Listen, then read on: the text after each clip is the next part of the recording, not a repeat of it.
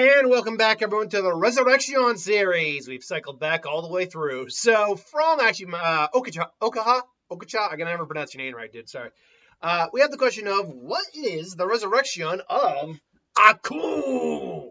And look, Aku is someone who very easily you can mold into a hollow, a Bleach type character. I mean, as it stands, he's pretty much the embodiment of pure evil. Hence, we'll get to the Zanpakuto, his actual release command a little bit. But his actual abilities are God knows how many. He can create portals through time. He can manipulate darkness, possess people. He can fire energy blasts. He's nigh invulnerable. Regeneration, shapeshifting. He can do just about anything because he is Aku, the shapeshifting master of evil. Like that.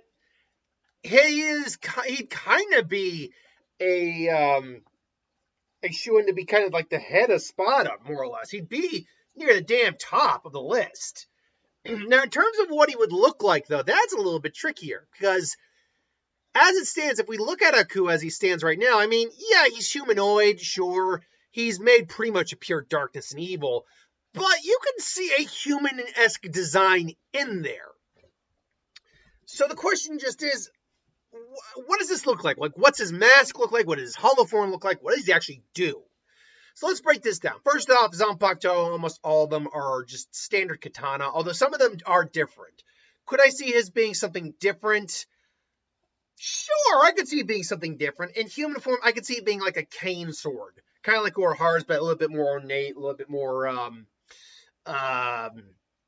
specially designed to look a bit more like regal because of his status. In terms of like his more humanoid appearance, he'd probably look not unlike, say, like the Fire Lord Ozai with the beard, except he'd probably be keeping that goatee he has right there. He'd definitely be keeping that. He also probably has these giant bushy flame-like eyebrows. But his mask would almost certainly be this head crest here, or at least part of the head crest. Like maybe he's got the front horns or the back horns, and maybe a little bit of the side there. But I think he would give off the appearance of an old man compared to what he actually is. Because he does, I mean, he had the voice of Mako, who wasn't old per se, but he has like that very old, wizened voice. Now, his release command would be, most release command for a spot is very simplistic. It's usually one, maybe two words. Like Stark has a two-word release resurrection with Kickabout. So there are examples of a slightly more advanced release for the Espada, but one word release is usually what it comes down to normally. Maybe it's something simplistic like take, but in the sense of I'm going to take everything because everything is mine.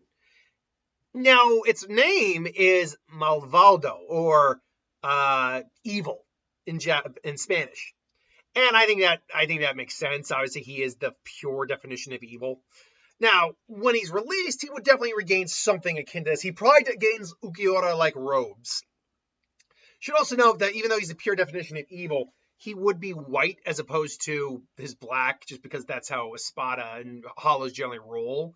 Is that once they release their release commands releases them to a form that matches what they looked like prior, and the majority of Hollows maintain sort of like a white armored appearance when they transform. The only exception, admittedly, is Baragon, and Baragon is kind of maybe a good example of where he can go with Aku here. So maybe he does maintain his black-like appearance here to at least a varying degree, and he looks something akin to this. The difference here, though, is that the horns probably are white because of the hollow mask. And he probably gains a bit more of that Oni-esque style to him. Maybe even his goatee and eyebrows do turn into blue Ryatsu flames. As for what he can do in this form, the answer is kind of yes. He can just kind of do... He probably has the general hollow abilities, Sero, Bala, Hiaro, Sunido. But beyond that, like, what is his main thing that lets him do other things?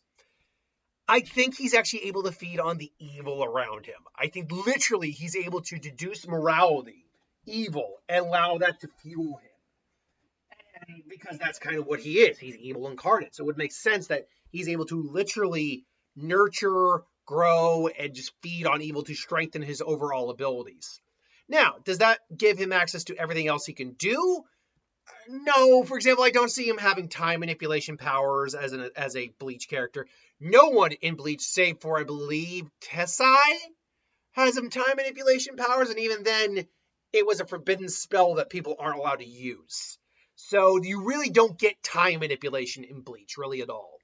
With the exception of also the Almighty, but that's a different type of time manipulation. And even then, it's not like, setting people through time. It's manipulating the future. Still, though, I don't see him being able to just send people in portals through time.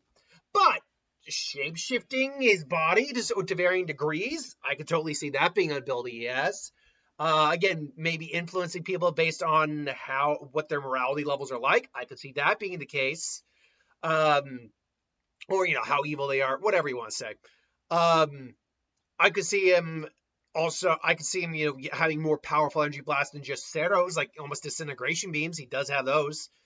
So he'd have a wide variety of powers. The question just comes down to how good is this release?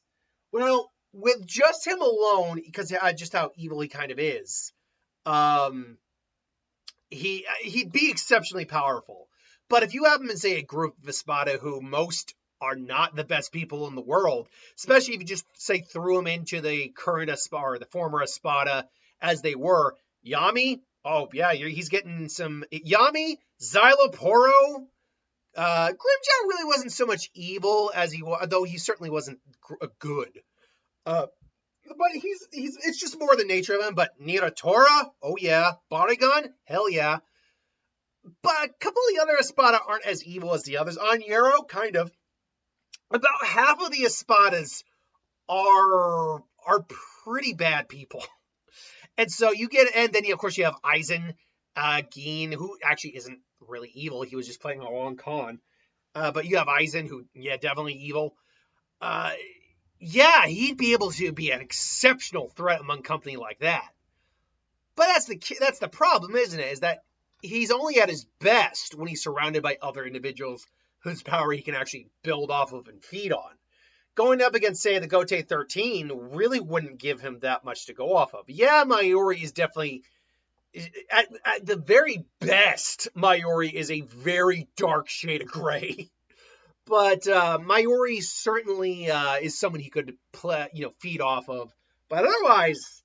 Even someone like Kenpachi isn't evil. Kenpachi is not evil. He's just battle hungry. Yamamoto, maybe at a time, was on the more evil side, but he mellowed out. Soifon's just bratty. Most, if not all, of the Gote 13 captains are not evil. And so this would not be they would not be good opponents for him. At least not to get any stronger than what he lends to his own power.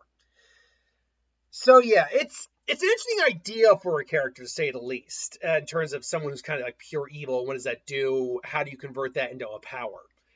But anyway, I digress. This is my thoughts. Let me know what you think. Thanks for watching. I'll see you next time.